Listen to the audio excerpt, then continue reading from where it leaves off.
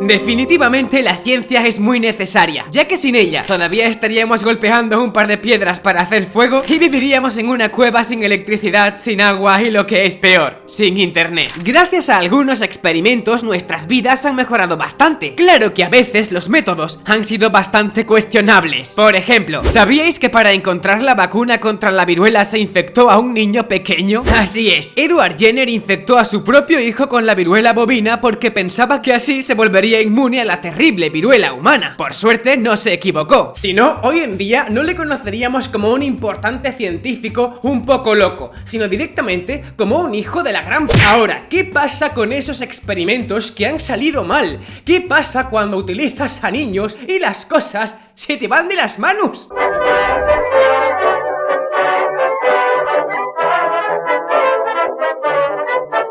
En los años 30, algunos científicos querían saber qué parte de la inteligencia se aprende. Pues vale, pero entonces un psicólogo dio un paso más y dijo: oye, ¿y si los chimpancés no han aprendido a hablar como nosotros simplemente porque no le hemos enseñado? Para demostrar su teoría, Winthrop Kellogg ideó el siguiente experimento. Empezó a criar a una chimpancé de 7 meses junto a su hijo Donald, que solo tenía 10. La cosa llegó a tal punto que les trataba como si fueran hermanos. Les vestía de la misma forma, les daba el mismo cariño y les enseñaba buenos modales. Claro que las cosas no salieron como esperaba. Aunque la chimpancé aprendió a ir al baño o a comer como una persona, su estructura cerebral no le permitió avanzar mucho más. Pero ese no era el problema. El problema es que el experimento también había influido en el niño. Con 1 año y medio, Donald solo decía 3 palabras. Y es que lo que había aprendido era a dar los mismos chillidos que el chimpancé. El experimento tuvo que ser interrumpido y Kellogg se ganó las críticas de muchos compañeros. Si es que cuando te pasan estas cosas, lo mejor es que no se entere nadie. Es como cuando rompes algo y viene tu madre y te dice: ya me has roto el plato, y dices tú: ¿Qué yo? Pero así muy indignado: ¿que yo lo he roto? Pues algo así fue lo que hizo el siguiente psicólogo, solo que este, en vez de romper un plato, rompió la vajilla entera. El doctor Wendell Johnson se preguntó hasta qué punto el miedo a tartamudear provocaba tartamudez, así que en 1939 ideó un experimento. Reunió a 22 niños de un orfanato y los dividió en 2 grupos, incluyendo en ambos a niños que tartamudeaban y a niños que no. Los del primer grupo recibían halagos cada vez que hablaban bien, pero los del segundo recibían castigos hablasen bien o hablasen mal, y además se les despreciaba. No hizo falta mucho tiempo para que todo explotase. Mientras los niños del primer grupo mejoraban, los del segundo desarrollaban trastornos del lenguaje y ansiedad. Cuando Johnson estaba listo para arreglarlo, se dio cuenta de que no podía, y aunque decidió ocultar su experimento, terminó apareciendo en un cajón olvidado. Algunos lo llamaron el estudio monstruo, ya que algunos niños tuvieron secuelas de por vida. Hoy en día sería imposible hacer esto porque existe un código ético que hay que cumplir. Ahora, en aquellos años hacían lo que les salía de los... Un psicólogo ruso llamado Pavlov hizo un importante descubrimiento: el condicionamiento clásico, el cual trata de esto. Un estímulo incondicionado provoca una respuesta incondicionada, por lo que si lo asocias a un estímulo neutro, este pasará a ser condicionado y dará una respuesta condicionada.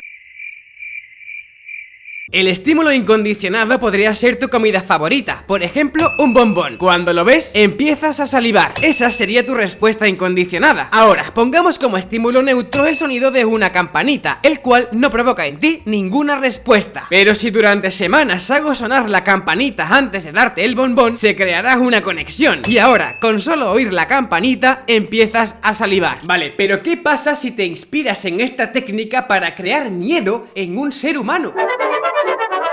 En 1920, John Watson utilizó a un niño de 8 meses para un macabro experimento. Descubrió que si golpeaba con fuerza una barra de acero, el pequeño Albert se asustaba y lloraba. Más adelante le dio una rata blanca, con la que el niño se ponía a jugar. Pero ¿qué pasaría si durante semanas se golpeaba la barra de acero cada vez que Albert se acercaba a la rata? Pues que ahora, cuando la veía, también se ponía a llorar y a gritar. Pero la cosa no acaba ahí, y es que no solo temía a la rata, sino a todo lo que le recordaba a ella, como un conejo, una máscara de Santa Claus o cosas de color blanco. O sea, ¿os podéis imaginar el poder que tiene esta técnica? Si es que con ella puedes hacer que un niño tenga pánico a los helados de nata. ¿Quieres un helado?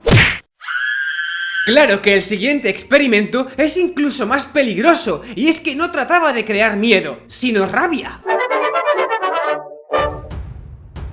Nikolai Krasnogorski decidió recrear algunos de los experimentos que Pavlov había estado haciendo con sus perros, pero esta vez usando a niños. Para eso, convenció a un grupo de chicos de un orfanato, ofreciéndoles chocolate y dulces a cambio de participar en su experimento. Con el tiempo logró que salivaran al escuchar la campanita. Claro que más tarde quiso seguir experimentando de otras formas, hasta el punto de que los chicos se volvieron violentos. De esto se entera Stephen King y te escribe un libro. Claro que ya cuando mezclas la rabia con alumnos de instituto, cuidado, la cosa se pone muy loca. Carl Lewin se hizo una pregunta muy interesante: ¿cómo influye el método de enseñanza en los niños? Para eso formó 3 grupos. El grupo A tenía un profesor que sometía a debate todas las tareas y contaba con la opinión de los alumnos, por lo que con el tiempo el grupo superó las metas de trabajo. El profesor del grupo B dejaba que los alumnos hicieran lo que les diera la gana, por lo que lógicamente no hacían nada. Pero en el grupo C pasó algo curioso. El profesor ordenaba lo que había que hacer de forma estricta y reñía a los alumnos por casi todo. Así que aunque el grupo superó las metas, los alumnos se volvieron demasiado competitivos y violentos entre ellos. La cosa llegó hasta tal punto de que los padres empezaron a mandar quejas porque sus hijos estaban repitiendo esas conductas dentro de casa. Sabiendo esto, no me extraña que en mi clase de historia volaran las sillas y las mesas, si es que la profesora era muy estricta.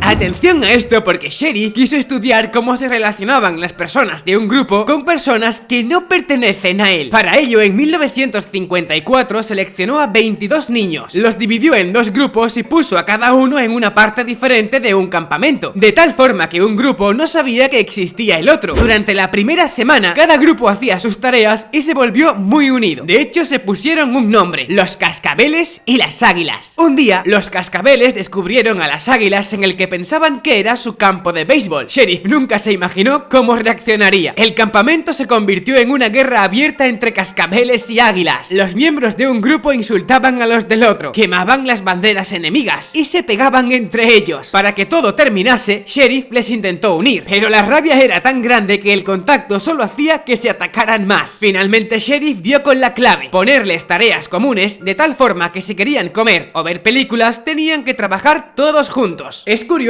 cómo eso de sentir que perteneces a un grupo a veces te lleva a despreciar a los que no forman parte de él. En 1967, Ron Jones, un profesor de historia, ideó un experimento para que sus alumnos entendieran por qué los alemanes acabaron con millones de judíos. Jones pensaba que lo primero que se necesitaba para adoctrinar a un grupo como los nazis era la disciplina, así que empezó imponiendo a sus alumnos normas como levantarse antes de hacer una pregunta o saludarse de una forma exclusiva. Poco después les dio tarjetas que les identificaba como miembros de un movimiento llamado la Tercera Ola. Ese sentimiento de formar parte de algo hizo que otros alumnos se unieran al movimiento, pero mientras unos se dedicaban a hacer cosas como crear el logo del grupo, otros intimidaban y amenazaban a todos aquellos que no querían formar parte de él. Jones había dividido al instituto de una forma parecida a la Alemania nazi. Asustado, reunió a sus alumnos y les reveló que todo era parte de un experimento que para lo que había servido era para demostrar cómo el fascismo había creado un sentimiento de superioridad en algunas personas. Sí, algunos pensaréis: vaya tila con los niños, pero páralo todo. ¿Hay algún tipo de persona a la que consideráis menos por ser diferente a vosotros, por sus gustos, su país, su acento o su color de piel? En 1968, la profesora de primaria Jane Elliot dijo en su clase que los que tenían ojos azules eran superiores y que por eso tenían derecho a repetir comida. También dijo que los que tenían ojos marrones eran inferiores. Lo que quería era concienciarlos de lo injusto que es la discriminación, pero la reacción fue desproporcionada. Ahora, algunos niños que habían sido buenos amigos se veían enfrentados solo porque les habían dicho que eran diferentes. Pronto empezaron las peleas entre ambos grupos y el desprecio a los que no eran como ellos. Al día siguiente, la profesora les dijo que les había mentido y que en realidad los niños de ojos azules eran inferiores y los de ojos marrones eran superiores. Automáticamente se invirtieron los papeles y ahora los que eran discriminados se convirtieron en discriminadores. La profesora les explicó que todo era mentira, que si eran mejores o peores no dependía del color de sus ojos y que muchas personas actúan así simplemente porque es lo que les han enseñado, sin pararse a pensar un poco en lo absurdo todo lo que están haciendo. Bueno, al menos aprendieron algo importante, que yo creo que a más de uno aún no le ha quedado muy claro. Lo que seguro que ha quedado claro con este vídeo es que hace unos años no te podías fiar de nadie, no te podías fiar del psicólogo, no te podías fiar de tus profesores, si es que no te podías fiar ni de tus padres. Si os habéis quedado con ganas de más, podéis ver estos vídeos, y si os gusta mi contenido, no dudéis en suscribiros. Además dicen que si le das like a este vídeo, te librarás de que un científico loco haga experimentos contigo. Nos vemos en la próxima locura. ¡Adiós, hermosos!